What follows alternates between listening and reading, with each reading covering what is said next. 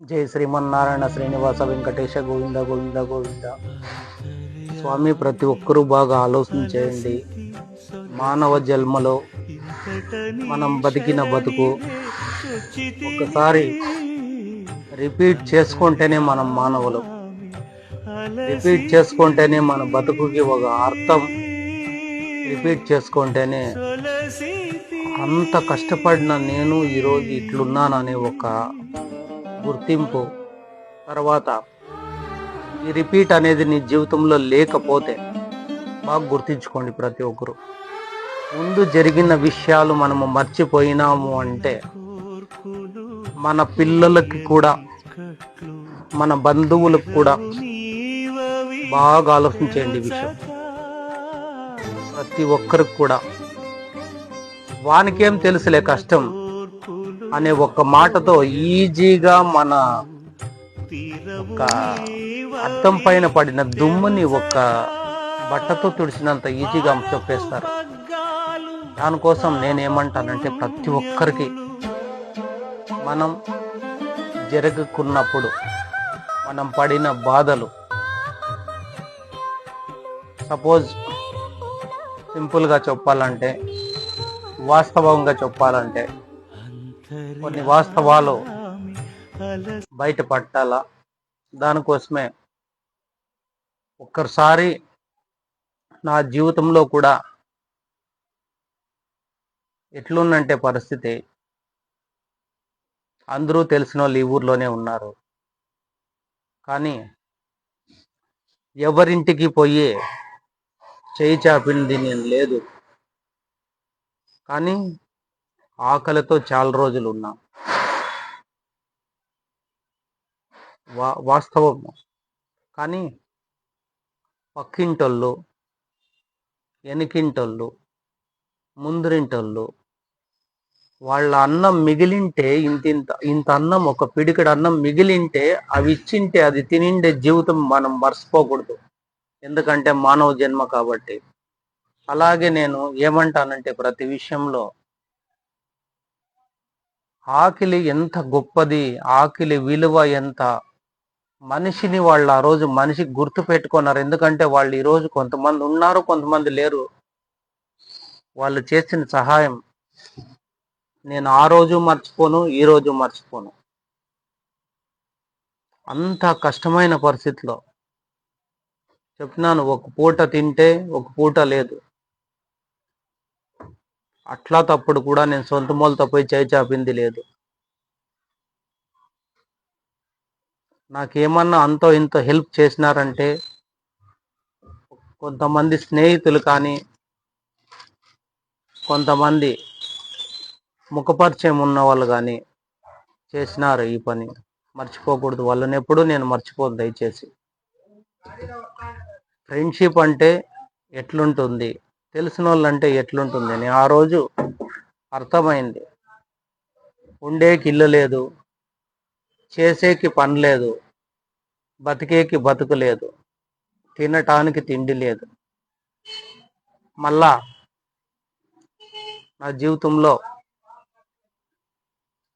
అన్ని అవమానాలే, అన్ని కష్టాలే, అన్ని అవమానాలే. దాంట్లో ఆరోగ్యం బాగలేని విషయాలు కూడా చాలా ఉన్నాయి.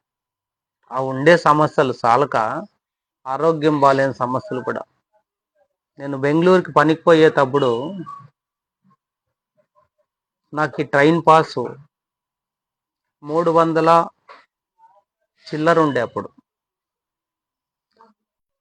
అప్పుడు నేను ఎంచేపుకు లేస్తా అంటున్నంటే 3:30-4 గంటలకు లేచి నేను స్నానం చేసి రెడీ అయ్యి, అప్పుడు మా ఇంట్లో వాళ్ళు క్యారియర్ కట్టిస్తే ఆ క్యారియర్ తీసుకొని పోయి నేను ఆ క్యారియర్ తీసుకొని పోయి తర్వాత పద్దన తింటే మధ్యాహ్నంకి అయిపోతుందని అట్లే ఉపాసం పనికి పోయి ఆ గార్మెంట్స్లో పనిచేసి జతల్లో వాళ్ళతో నవ్వుకొని ఖుషిగానే, నేను తినలేదు అని చెప్పకుండా తిన్నట్టుగా నటించుకొని పోయి గార్మెంట్స్లో పనిచేసి అప్పటికే 1.5 రోజు నుంచి కడుపుకి అన్నం లేదు, నిద్రంగా చెప్పాల్సిన అవసరం లేదు. ఎందుకంటే రావడం 10, 10:30, తిని పనుకోవడం 11, 11:30, లేసేది 3:30, 4. అట్లా చేసి ఆ పనులకు పోయి అక్కడ 1.5 రోజు నుంచి భోంచేయకోకుండా ఉంటే నీళ్ళు తాగి గడిపి అప్పుడు పోయి భోంచేద్దామని మధ్యాహ్నం చేతులు కడుక్కొని క్యారియర్ తీసుకొని బాక్స్ ఓపెన్ చేస్తే ఒక బాటిల్లో చారు, ఒక స్టీల్ బాక్స్లో అన్నం కట్టించింటే ఆ బాటిల్ ఎప్పుడు పగిలిపోయిందో తెలియదు. చారంతా గాజొప్పులతో నిండిపోయింది. తర్వాత అవంతా కడిగేసి చెయ్యి కడుక్కొని పోయి ముఖం కడుక్కొని ఫ్రెష్గా ఎవరికి చెప్పుకోకుండా, వాటికి 2-3 గుర్తించినారు. వాళ్ళు లేడీస్ కాబట్టి బయటకు చెప్పుకోలేకపోయినారు పాపం. మాట్లాడరు కదా ఎవరు తొందరగా ఒక మనిషిని. అప్పుడు పోయి మళ్ళా పనిచేసి నైట్ ఇంటికి వచ్చి మళ్ళా భోంచేసి పనుకున్నాం. అట్లా తప్పుడు కూడా ఒక పూట తినేకుంటే ఒక పూట ఉండదు. అప్పుడు రేషన్ కార్డు కూడా లేదు. తర్వాత రేషన్ కార్డు వచ్చింది, తర్వాత ఆధార్ కార్డు వచ్చింది, తర్వాత ఎన్నో సమస్యలు పడి పైకి లేచి అట్లా ఇట్లా అయ్యి ఇప్పటికి కూడా ఈ మహానుభావుని కార్యంలో దిగినప్పటి నుంచి తినటానికి తిండి, ఒక మర్యాద, ఒక గౌరవం. ఎవరు అంటే అలాని నాగరాజు టైలరు లేదా నాగరాజు దాసప్ప అని ఈ 2 పేర్లతో ఈరోజు ఏదో మహానుభావుని ఆశీర్వాదంతో ఈరోజు మీ ముందు ఉండి కొన్ని సమయం సందర్భం ప్రతి మనిషికి ఎలా ఉంటుంది, ఎటువంటి సిచ్యువేషన్లు ఉంటాయి. కానీ ఇంకా ఒకటి చెప్పాలంటే ప్రతి విషయము చెప్పుకోలేం, అటువంటి పరిస్థితులు ఉంటాయి ప్రతి మనిషిలో. కానీ ఏమంటే బాగుపడిన తర్వాత మర్చిపోతారు.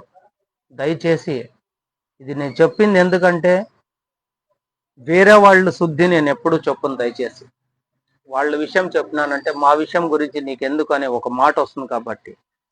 అట్లా ప్రతి ఒక్కరు వెనకాల కష్టాలు ఉంటాయి. ఆ కష్టాలు